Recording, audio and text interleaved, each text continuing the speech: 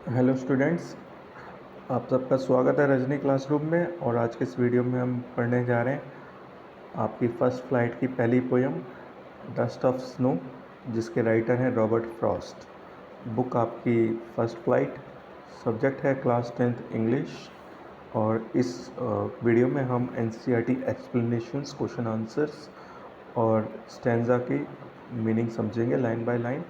तो अगर आप नए हैं तो इस चैनल को सब्सक्राइब कर लें, ताकि सभी आने वाली इम्पोर्टेंट वीडियोस हैं आपकी क्लास 10th की, उसके नोटिफिकेशन आपको मिलते रहें और कोई भी वीडियो आप मिस ना कर सकें, क्योंकि एग्ज़ाम्स में क्वेश्चन कहीं से भी आ सकते हैं और हम आपकी पूरी हेल्प करेंगे कि आप एग्ज़ाम्स में अच्छे नंबर सिक्योर कर सकें। तो चलिए बात करते हैं dust of snow. Robert Frost की ये पोएट है। रॉबर्ट फ्रॉस्ट एक अमेरिकन राइटर हैं, पोएट हैं।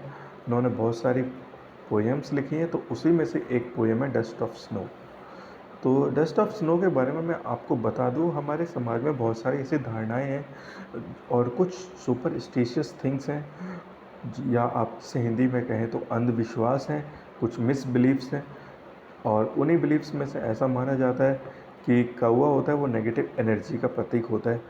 अब कौवे के बारे में आप क्या सोच रहे हैं? कौवा जनरली आपने मूवीज़ में देखा होगा, तो हॉरर मूवीज़ में पुरानी हवेली के अंदर, कब्रिस्तान, शमशान घाट, ऐसी जगहों पर कौवे का यूज़ करके दिखाया गया है।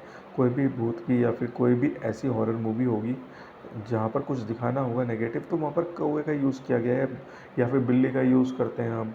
इनको हम शुभ नहीं मानते हैं। और ऐसे ही एक हेमलॉक का ट्री होता है, जो मतलब पहाड़ी जगहों पर या फिर बर्फ़ वाली जगहों पर पाया जाता है, जनरली यूएस में पाया जाता है। तो वो पॉइजनस ट्री होता है, उसको अपशगुन मानते हैं। और उसके ऊपर जो ब्यूटीफुल फ्लावर खिलते हैं वो जनरली खूबसूरत होते हैं, पर फिर भी इस पेड़ को काफ़ी जहरीला पेड़ माना जाता है। तो हेमलॉक को एज अ जहर दिखाया गया, और जहर हमेशा नेगेटिव होता है। तो इसी धारणाओं को तोड़ते हुए जो नेचर होती है, कई बार वो ऐसा काम कर देती है जिससे क्या होता है कि नेगेटिव चीज़ें होती हैं वो भी हमारी लाइफ में काफ़ी अच्छी पॉजिटिव एनर्जी भर देती हैं। और जिससे हमारा क्या होता है, जो हमारा बिगड़ा मूड होता है, जो बिगड़ा हमारा मन का जो कंट्रोल होता है, वो हमारा सही हो जाता है। और जिससे क्या होता है कि हम अपना आने वाला टाइम है उसको हम अच्छा करते हैं, अच्छा हम दिखा सकते हैं। तो यही इस पोएम में कहा गया है। तो चलते हैं पोएम की तरफ, देखते हैं डस्ट ऑफ स्नो। तो शुरू करते हैं। The way a crow shook down on me, the dust of snow from a hemlock tree. तो इस लाइन्स में कहा गया है कि पोएट है वो अपने भारी मन से, दुखी मन से, या फिर अपने बिगड़े मन से हेमलॉक ट्री के साइड से गुजर रहा है।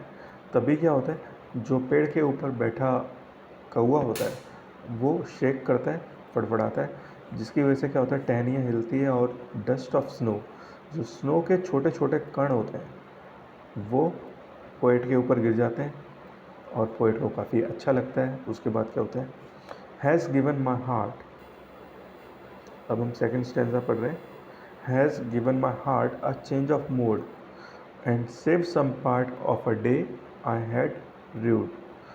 तो इससे क्या होता है, पोएट को काफ़ी अच्छा लगता है, उसके चेहरे पर ठंडी ठंडी बर्फ़ गिरती है जो काफ़ी सॉफ्ट होती है, जिसकी वजह से क्या होता है, पोएट का मूड चेंज हो जाता है, जिसकी वजह से जो उसका आधा दिन था, उसके दिन का आधे दिन का जो पार्ट था, जो पूरी तरह से टेंशन में, बिगड़े मन से ख़राब हो चुका था, वो उसका सेव हो जाता है। और बाकी वो आज आधा बचा दिन अपने अच्छे मूड के साथ उसे कुछ इससे पॉजिटिव एनर्जी मिलती है, जिससे वो अपना बाकी का दिन अच्छी तरह से बिता सकता है और कुछ प्रोडक्टिव काम करता है और कुछ अच्छा काम करता है, जिससे वो बाकी बचे हुए दिन को काफ़ी अच्छी तरह से व्यतीत कर सके। तो ये रॉबर्ट फ्रॉस्ट की पोएम है। तो इसके अंदर कुछ वर्ड मीनिंग्स हैं जो आपको पता होना चाहिए, जैसे कि हेमलॉक ट्री। हेमलॉक ट्री क्या होता है, एक पॉइजनस ट्री होता है। एक पॉइजनस ट्री होता है जो जहरीला होता है, ठीक है। डस्ट हमें पता ही है, धूल होती है। शॉक डाउन मतलब तेज़ी से हिलाना या फिर शॉक करना। अब जैसे कौवा बैठा डाली के ऊपर, तो उसने हिलाया, इसने तेज़ी से झटका, जिसकी वजह से क्या हुआ, बर्फ़ नीचे गिरी। तो तेज़ी से झटकना भी शॉक डाउन होता है। ड्यूड मतलब ख़राब कर देना। मतलब ख़राब कर देना या फिर बर्बाद कर देना, इसको भी र्यूड बोलते हैं। मूड हमें पता है, state of the mind, state of the heart, हमारे दिल और दिमाग की जो स्थिति होती है उसे हम मूड बोलते हैं। हमारा अच्छा मूड है, दुखी मूड है, बेकार मूड है, खुश मूड है, इसको हम स्टेट ऑफ माइंड बोलते हैं। तो अगर हम सिंपल अगर इसका सार समझें तो ये है कि हमें हर चीज़ को नेगेटिव नहीं सोचना चाहिए।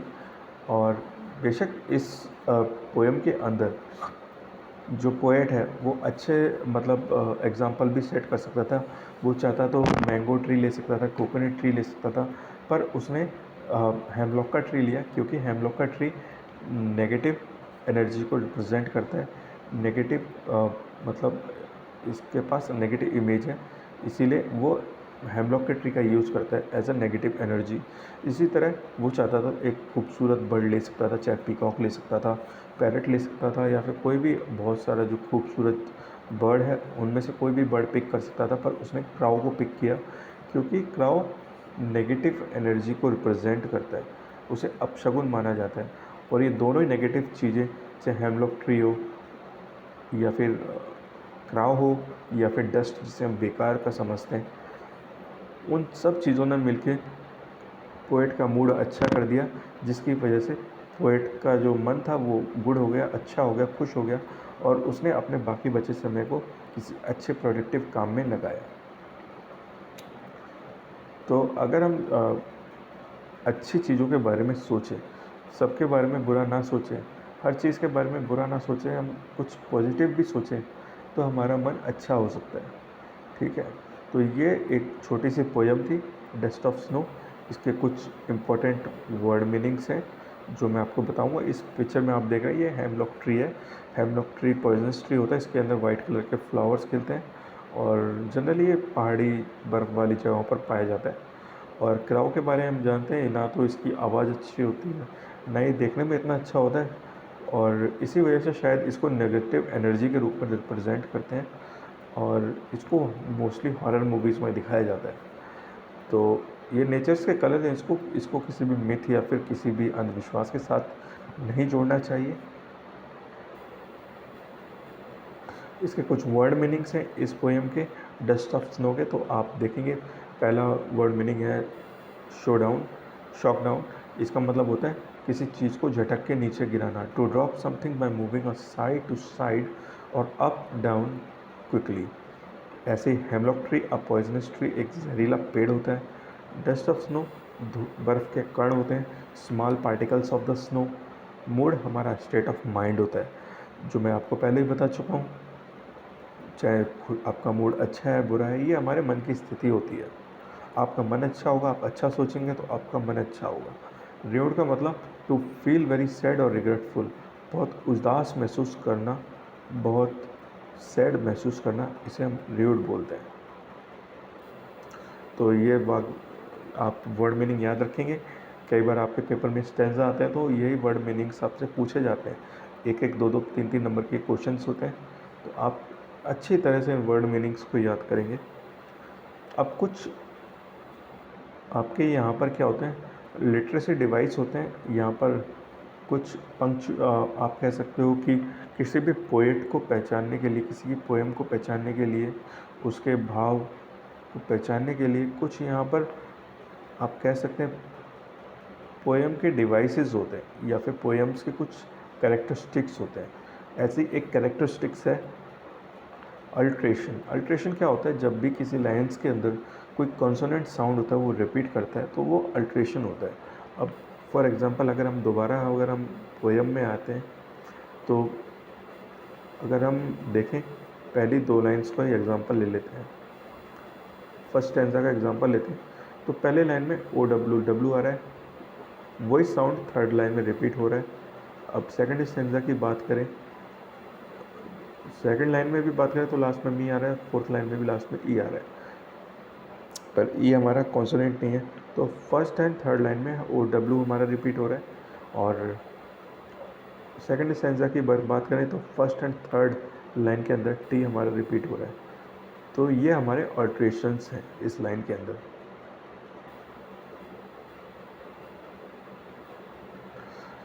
ऐसे ही एजोनेंस होता है। एजोनेंस में क्या होता है कि यहाँ पर जो कॉन्सोनेंट है उसकी जगह हमारे वॉवेल्स रिपीट होते हैं किसी लाइन के अंदर, तो इसे हम एसोनेंस बोलते हैं। Just like A E I O U ये हमारे वॉवेल्स होते हैं, ये बताने की ज़रूरत नहीं है। तो वॉवेल्स जब रिपीट होते हैं किसी लाइन के अंदर तो ये एजोनेंस कहलाते हैं। तो जैसे एक लाइन है शॉक डाउन ऑन मी, ठीक है, इसके अंदर एजोनेंस क्या है, जैसे ओ रिपीट हो रहा है बार बार। शॉक में ओ हुआ, डाउन में ओ हुआ, ऑन के अंदर ओ रिपीट हो रहा है, मी के अंदर ई है, तो ओ हम देख रहे हैं कि बार बार रिपीट हो रहा है, तो ओ यहाँ पर एजोनेंस है। ऐसे इंजैम्पमेंट, इंजैम्पमेंट क्या होता है कि कोई सेंटेंस कंटिन्यूसली चल रहा है किसी पोएम के अंदर without any comma, inverted comma, punctuations या फिर कोई फुल स्टॉप नहीं है, कंटिन्यूसली चल रहा है, तो ये इंजैम्पमेंट है। अगर आपने गौर किया होगा तो ये पोएम है, ये एक इंजैम्पमेंट पोएम है। कैसे, मैं आपको दिखाता हूँ।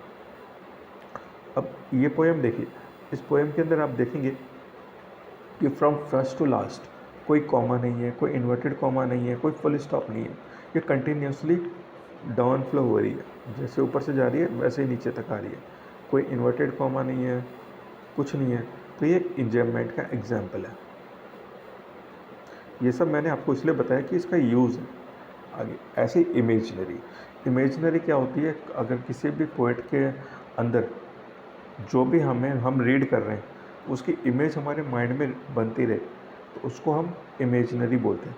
मान लीजिए आप किसी पैरट के बारे में पढ़ रहे हैं, या फिर किसी आप पिकॉक के बारे में पढ़ रहे हैं, या फिर कुछ खाने की चीज़ के बारे में आप पढ़ रहे हैं और आपके दिमाग में वैसी इमेज जनरेट हो रही है, आप खुद ऐसी इमेज अपने दिमाग में बना रहे हैं, तो एक इमेजनरी होगी। तो तो ये सब चीज़ें मैंने इसलिए बताई हैं क्योंकि आप समझ सकें कि यहाँ पर कौन कौन से लिटरेसी डिवाइसेस यूज़ हो रहे हैं। ये लिटरेसी डिवाइस कई बार आपके बहुत सारे आने वाली जो पोएम्स हैं आगे उसमें आप यूज़ करेंगे, तो इसको समझना बहुत ज़रूरी है।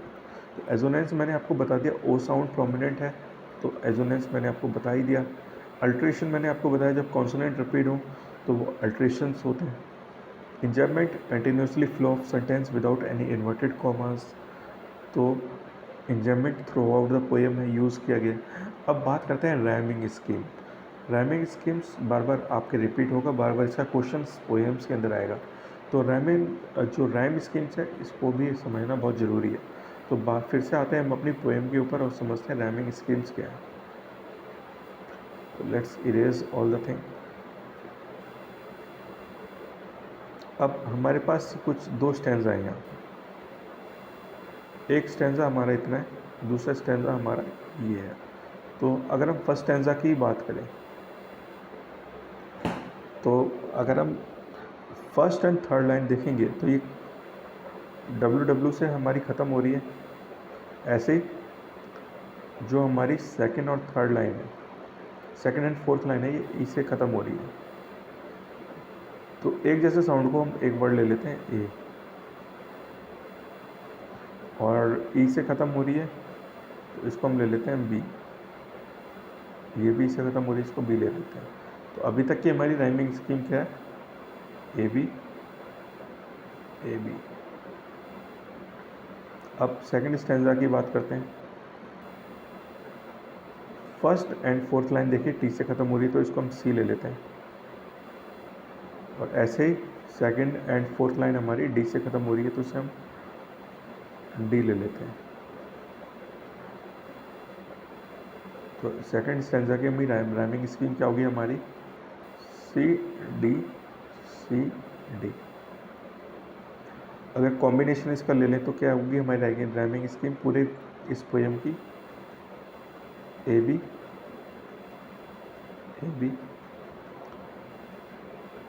सी डी सी डी। तो ये इसकी राइमिंग स्कीम होगी, इस तरह से राइमिंग स्कीम निकालते हैं। तो इस पोएम की राइमिंग स्कीम क्या है, जैसा हमने अभी निकाली थी ऊपर, वो इसकी राइमिंग स्कीम है ए बी सी डी, यही निकाली थी हमने, तो ये हमारी राइमिंग स्कीम होगी है। अब टेक्स्ट बुक के कुछ क्वेश्चन आंसर्स हैं जो एग्जाम्स में आते हैं, वो भी समझने ज़रूरी है और इम्पोर्टेंट भी है।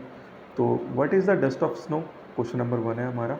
और what does the poet says has change his mood, how has the poet mood change. ठीक है, तो डस्ट ऑफ स्नो क्या है, ये पार्टिकल्स हैं बर्फ़ के। तो dust of snow is the particle of snow. ठीक है, ये तो ठीक है। The particle of snow fails on the poet. अब जो पार्टिकल्स हैं ये पोएट के ऊपर गिरे हैं, जिसकी वजह से क्या हुआ, एंड दिस चेंज मूड, इससे क्या हुआ, पोएट का मूड चेंज हो गया। इट रिमूव्स हिज सैडनेस, उसकी सैडनेस दूर हो गई। तो इस तरह से आपको आंसर करना है। अब क्वेश्चन नंबर 2 है, how does the Frost present the nature in this poem. ये फॉरेस्ट नहीं है, फ्रॉस्ट है। ठीक है, फ्रॉस्ट पोएट रॉबर्ट फ्रॉस्ट का नाम है। यहाँ पे स्पेलिंग मिस्टेक है, थोड़ा सा आप ध्यान रखेंगे। यहाँ पर फ्रॉस्ट यूज़ हो रहा है, रॉबर्ट फ्रॉस्ट।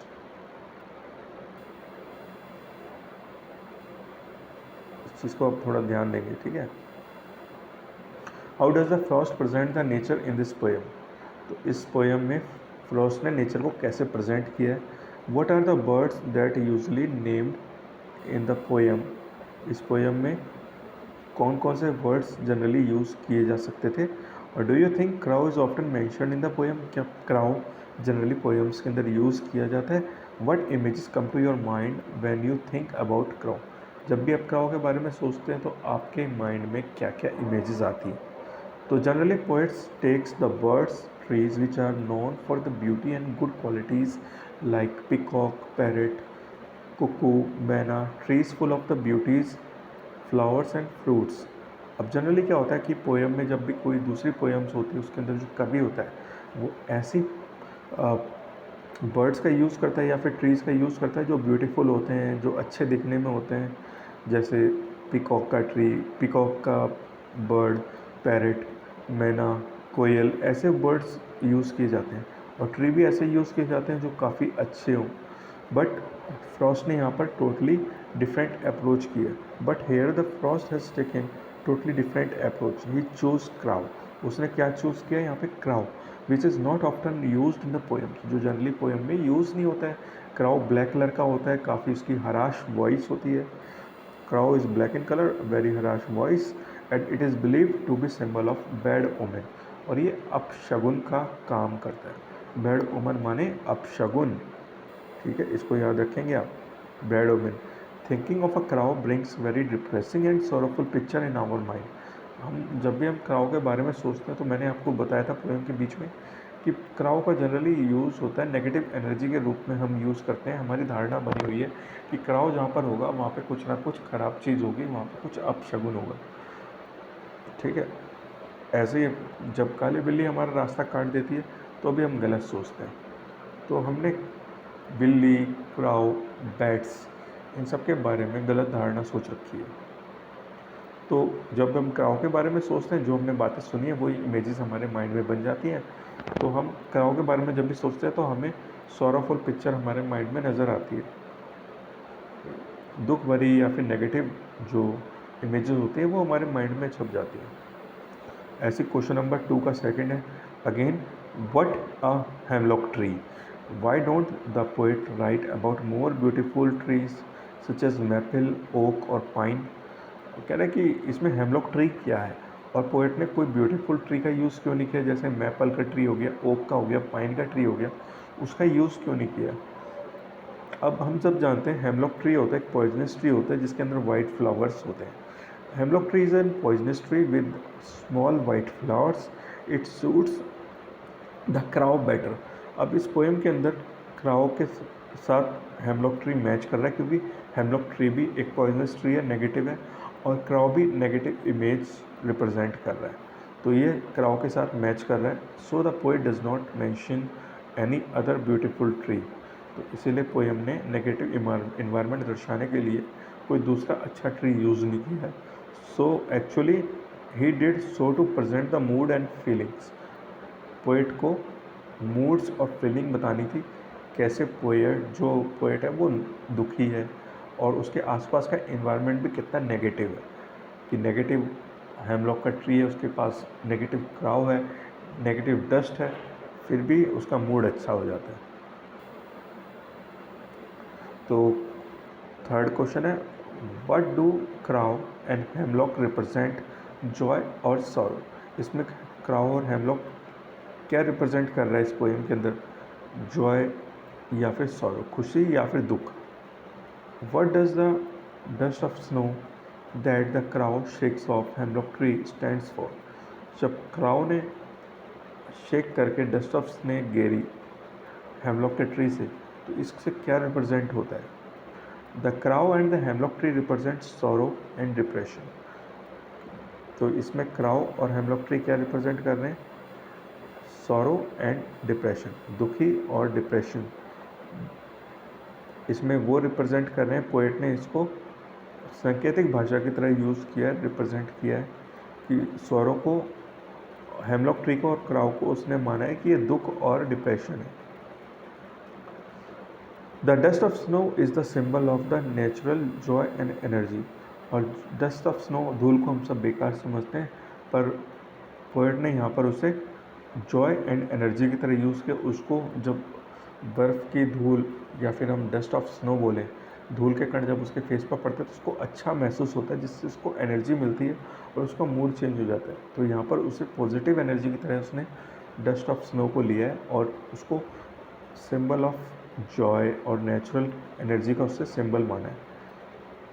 तो dust of snow that crow shakes from the hemlock tree means passing through the sad and depression movements, entering into the time full of joy and optimism. ठीक है, तो जब dust of snow गिरता है तो इससे क्या होता है, जो सैड और डिप्रेसिंग मूवमेंट्स होते हैं जो पोएट के होते हैं, तो वो ख़त्म हो जाते हैं और वो फुल ऑफ एनर्जी हो जाता है. ऐसे ही तीसरा क्वेश्चन है हमारा. ये बहुत इम्पोर्टेंट क्वेश्चन है और इसको आप अपने हिसाब से आंसर कर सकते हैं, ये आपके पर्सनल व्यू के लिए. तो इसका पहले हम क्वेश्चन का मतलब समझ लेते हैं. Have you been times where you experience similar moments that change mood that day. आपके जीवन में ऐसा हुआ होगा, कई बार आपके साथ भी हुआ होगा कि आपका मूड बहुत ख़राब हो और सडनली आपका मूड किसी अच्छी न्यूज़ को सुन के चेंज हो जाए. तो आप सबके अपने अपने एक्सपीरियंस हो सकते हैं. हो सकता है किसी दोस्त ने आपको धोखा दे दिया हो और कुछ आपको खुशी मिल जाए. हो सकता है कि आपके पैसे लॉस्ट हो गए हों पर आपको सडनली कोई ऐसे पैसे मिल जाएं जिससे आप खुश हो जाएं. हो सकता है आपका वीडियो गेम ख़राब हो गया, वो आपको नया वीडियो गेम गिफ्ट में मिल गया. तो सबके अलग अलग एक्सपीरियंस होते हैं.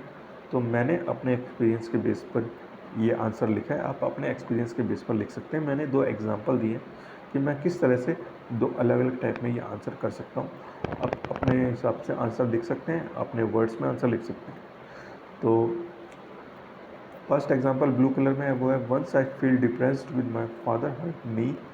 मैं तब डिप्रेस हुआ जब मेरे फादर ने अपनी नी को हर्ट कर लिया. As soon as I relieved I came to know that he got promotion. और मुझे जल्दी एहसास हुआ कि मेरे पापा का प्रमोशन हो गया. तो गुड न्यूज़, इस गुड न्यूज़ ने क्या किया, चेंज माई मूड कम्प्लीटली. इस गुड न्यूज़ ने जो दुख था, जो मन का दुख था, उसको कम्प्लीटली चेंज किया. चलो जो हुआ सो हुआ, हमें अच्छी न्यूज़ मिल गई है. इससे क्या हुआ, सबके अंदर खुशी आ गई. Speaking of promotion, if you are on to outdoor activities like hiking, camping, or you may want to check out the latest gear from the Emerging Gear, the popular brand known high quality reliable outdoor equipment. कई बार क्या होता है कि हम दुखी होते हैं तो हमारा mood hiking, camping, exercising, dance करके खुश हो जाता है. हम दुखी होते हैं कई बार, हम अच्छी अच्छी स्टोरी देखते हैं, वीडियोस देखते हैं, हम खुश हो जाते हैं. हम मनपसंद चीज़ें करते हैं कई बार दुखी मन से, तो हम खुश हो जाते हैं. कई बार हम हाइकिंग करते हैं, एक्सरसाइज करते हैं, तो हम खुश हो जाते हैं. ऐसे ही सेकेंड एग्जाम्पल है हमारा. There have been innumerable times I have feel depressed and hopeless. Sometimes such movements were the arose by the other people's behaviour attitude, sometimes due to my own conduct. In one occasion when I was so upset, I went out for the walk. While walking in the park, I saw a girl playing with puppy, embracing and feeding him. This little joy they shared changes my mood, felt happy. Rest of the day, I joined to played with them. कई बार ऐसा ही एक example है. दूसरा example है जिसे आप लिख सकते हैं. जैसे कई बार क्या हुआ कि आप दुखी होते हैं, आप पार्क में जाते हैं, आपको अच्छे लोग दिखते हैं, कई बार आपको अच्छी लड़कियां दिखती हैं, उनकी एक्टिविटीज़ इतनी अच्छी होती है, वो पपीज़ के साथ खेलती हैं, बच्चों के साथ खेलती हैं। छोटे बच्चों को आप देखते हैं पार्क में खेलते हैं, आप उनके साथ खेलते हैं, एंजॉय करते हैं, तो आपका मूड भी अच्छा हो जाता है। तो बहुत सारे लाइफ के ऐसे एग्जाम्पल है जो आप इस क्वेश्चन के आंसर में दे सकते हैं। तो आई होप आपको ये चैप्टर अच्छा लगा होगा। इस चैप्टर में मैंने पूरी कोशिश की है आपको अच्छी तरह से ये पोएम को समझाने की, और इस चैप्टर के सभी जो एक्सपेक्ट्स थे हमने कम्प्लीटली कवर किए हैं। तो अगर आपको वीडियो अच्छी लगी हो तो लाइक करें, शेयर करें और सब्सक्राइब करें। मिलते हैं आपसे जल्दी नए वीडियो में, बने रहिए हमारे साथ। Thank you.